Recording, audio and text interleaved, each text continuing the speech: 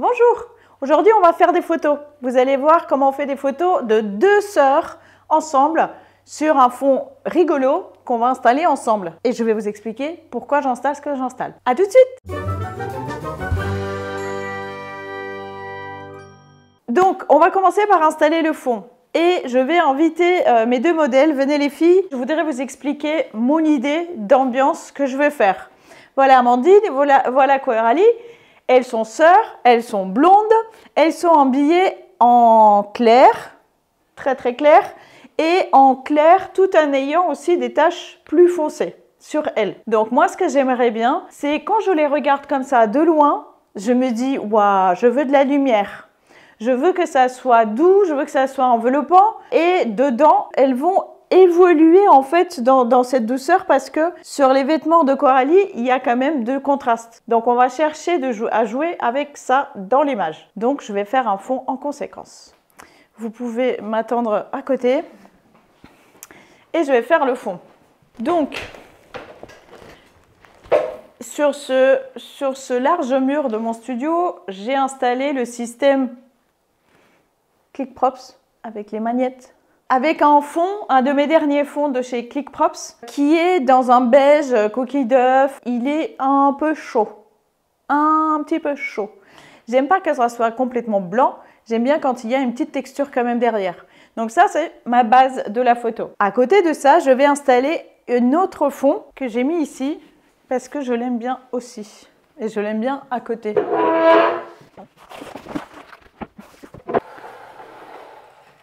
Voilà, et comme j'ai envie qu'elle bouge un tout petit peu, je vais rajouter encore un bout de l'autre côté du fond. Voilà, comme ça, si vous regardez de plus loin, nous avons un fond qui est graphique et un tout petit peu contrasté. Il y a déjà du mouvement dans le fond. Et donc moi j'aime bien ça. Et comme ça, en plus, comme elles sont deux, elles peuvent bouger de là jusque là. Je peux presque les faire courir. Maintenant, l'éclairage. L'éclairage que j'ai envie de faire va me demander deux flashs. Celui-là, il va être le flash de remplissage. Le flash de remplissage va éclairer le mur et le plafond pour envoyer une lumière très douce et très enveloppante un peu partout dans la pièce. Un peu partout, dans le sens où, vous voyez, il va se réfléchir de là et il va aller partout là-bas. Parce que ça fait plus dur. Même si ça va être un peu doux, mais ça fait plus dur. En tout cas, ça, c'est directionnel. Alors, ce flash-là, c'est la lumière principale qui va éclairer et qui va donner du relief sur le visage des modèles. J'aime beaucoup la grille parce que la grille devant la large softbox, elle permet quand même que la lumière, elle soit un peu plus... Enfin, pas un peu plus... La lumière, elle est plus dirigée, plus concentrée. Elle reste douce parce qu'à l'intérieur, c'est très très doux, mais elle est plus concentrée. La grille, elle évite aussi d'avoir un point chaud qui peut parfois apparaître quand on a des grands réflecteurs comme ça. La base avec laquelle je commence à travailler toujours, avec ma lumière principale, elle est dirigée vers le modèle. Elle est à 45 degrés. Moi, je suis là. Mon modèle, il est là. Et la lumière, elle est à 45 degrés entre nous deux. Et elle est penchée à 45 degrés à peu près, hein, au-dessus du modèle. Il y a une règle de base que j'aime bien avec la lumière principale, c'est que la lumière, elle vient toujours d'en haut. Parce que la lumière principale à laquelle on est habitué dans la vie, c'est la lumière du soleil. Et le soleil, il vient d'en haut. Il vient jamais d'en bas. Quand c'est d'en bas, en fait, ça fait un peu zombie. Voilà. Et nous, on n'a pas envie de zombies. Enfin, pas aujourd'hui. On va appeler d'abord Coralie pour essayer ce que ce setup il donne avec elle. Et après, on va les photographier toutes les deux. Super. Coralie, j'aimerais bien que tu te poses à peu près 1 mètre. À peu près, hein, on n'est pas très très précis avec les chiffres ici. La lumière, pourquoi à 1 mètre? Parce que je ne veux pas qu'elle soit collée au fond pour éviter d'avoir des grosses ombres gênantes, pas très jolies sur elle. Sur le mur. Plus le sujet est éloigné du fond, moins il y a des chances qu'il y ait des ombres sur le fond. Souvenez-vous de cours de physique. Je n'utilise pas de flash mètre pour plusieurs raisons. La première, c'est qu'on travaille en numérique et que je peux voir tout de suite l'installation que j'ai fait, qu'est-ce que ça donne sur lumière, et je peux intervenir tout de suite sur mes réglages. La deuxième chose, c'est que ça va plus vite. La troisième chose, c'est que je connais mon studio, je connais mes flashs, je connais mon appareil photo, et grosso modo, j'utilise souvent les mêmes réglages. Les réglages de l'appareil sont à 1,60, ouverture 5,6, entre 4 et 5,6, ISO 100. Et entre les deux flashs, la puissance, je peux la changer en fonction de la personne, en fonction du fond, en fonction du résultat que je veux. Mais globalement, il y a un point de différence entre ce flash-là et l'autre. Celui-là, il est plus proche. Celui-là, il doit être plus fort parce qu'il doit remplir avec plus de lumière. Donc celui-là, actuellement, il est à 6,4 et celui-là, il est à 5,6. Donc il y a presque un point d'écart entre les deux. Comme tu es assise avec les jambes croisées, que tu t'appuies, tu prennes un appui vers l'avant. Voilà, parfait. Très très bien. Et il y a une mèche qui rebique un tout petit peu. Comme ça, voilà. Ok, là je fais mes tests lumière et après on va préciser qu'est-ce qu'on va faire plus précisément. Parfait. Tu regardes dans l'objectif. Bonjour Coralie. Parfait.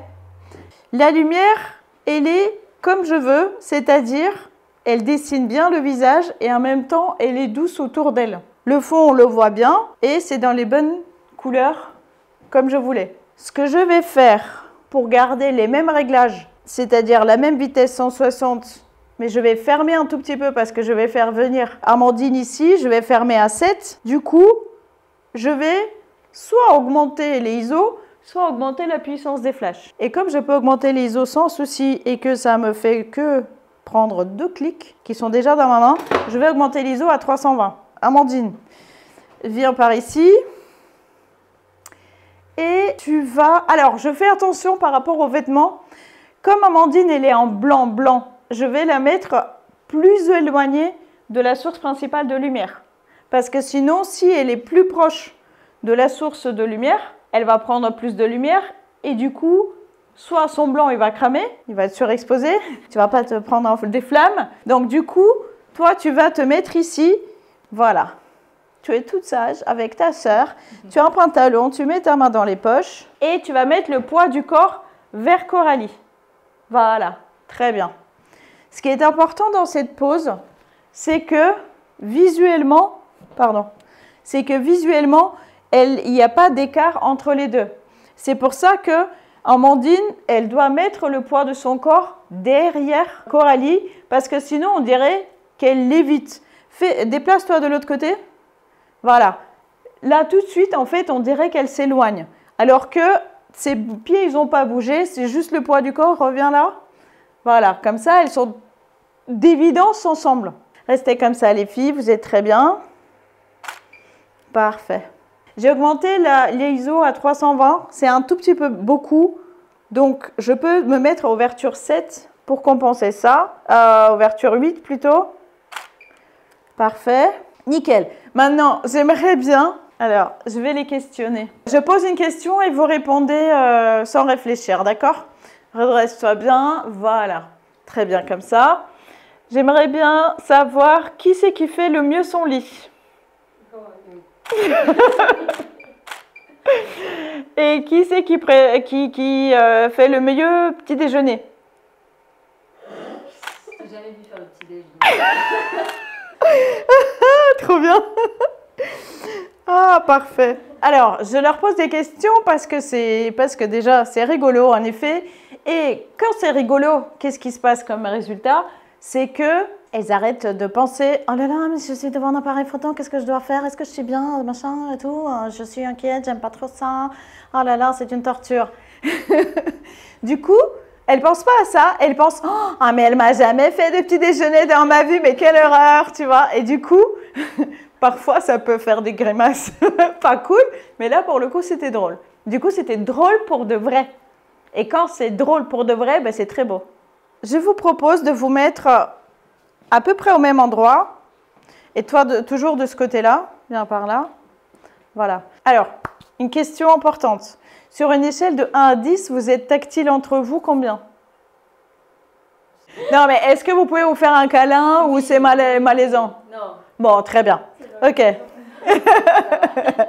Très bien. Donc, en fait, j'aimerais bien que vous vous approchiez et vous presque touchez les hanches comme ça en 3/4, tu vois, en 45 degrés. Du coup, vous prenez par les bras. Voilà. Ouais, très bien. Et si, naturellement, ça vous vient comme vous êtes proche, de vous approcher les têtes, vous pouvez le faire. Parfait. Restez comme ça. Parfait. Je vais changer légèrement la lumière pour la mettre un peu devant elles parce qu'elles sont complètement de face à moi. Voilà. Très bien. C'est quoi votre couleur préférée? Moi, j'ai tendance à aimer les photos dans lesquelles on se prend dans les bras. Voir les gens comme ça, pour moi, c'est naturel. Mais ce n'est pas le cas de tout le monde. Quand on fait des photos, il faut respecter ça. Il faut respecter que certaines personnes sentent leur espace envahi quand quelqu'un d'autre s'approche trop d'eux. Et cette question, sur une échelle de 10, combien vous êtes tactile, je la trouve très simple. Et finalement, on n'est pas gêné de dire oh, hein, tu vois. Et il y a des gens, en fait, quand ils pensent 3, ils disent 5 pour rester poli. Mais déjà 5 et la manière dont on répond, en fait, c'est très significatif. Entre sœurs, il y a moins de gêne qu'entre des gens inconnus. Donc, en fait, je peux directement leur dire, bah, faites un câlin, quoi. Je ne vais peut-être pas vous faire vous écraser d'amour, mais c'est déjà plus clair. Toi, tu vas venir ici face à la lumière. Voilà, comme ça. Et toi, approche un peu. Voilà. Mon idée, c'est d'avoir le visage, la moitié du visage de Amandine et le profil de Coralie au même niveau. Presque nez à nez, mais du coup, ça serait ta moitié de profil et ta moitié de face. Sans vraiment faire exprès, sans réfléchir, on s'est décalé du fond un peu beige sur le fond un peu plus l'autre beige. Mais ça va très bien aussi puisque les trois lui allaient dès le départ. Avance un tout petit peu, Coralie. L'image. T'as un cheveu sur le... Je pense que la lumière, elle peut être un peu plus intéressante. Là, c'est un peu plat.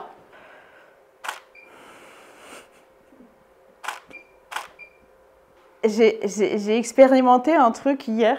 Non, il y a 2 jours. On va le faire, vous allez voir, c'est trop drôle. En gros, j'aime bien de temps en temps faire des trucs que j'ai jamais fait juste parce que j'ai des idées. Et je me dis, je vais essayer ça, on verra ce que ça donne. Au pire, ça donne rien. Et j'ai un truc en verre, je ne sais même plus d'où ça vient, qui a la capacité de refléter sans être un miroir. Parce qu'un miroir, c'est toujours très... Ah, tiens, restez comme ça, toutes les deux. Regarde vers moi, Coralie. Oh, c'est trop mignon. Du coup, ça marche bien, mais du coup, on va le faire bien. Je ne sais plus où regarder, moi.